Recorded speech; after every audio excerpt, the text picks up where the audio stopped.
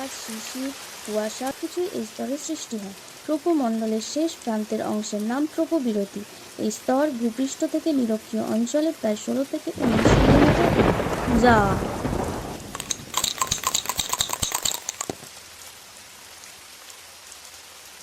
1 2 3 4 5 6।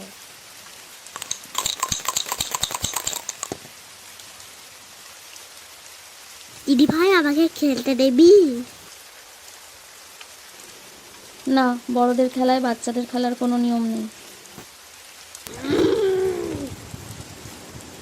ও মা, দিদি ভাই আমাকে খেলতে দিচ্ছে না। দাঁড়ান, ওর বাবা আসছে, পড়া বাদ দিয়ে খেলতে বসা ওর বের করবে।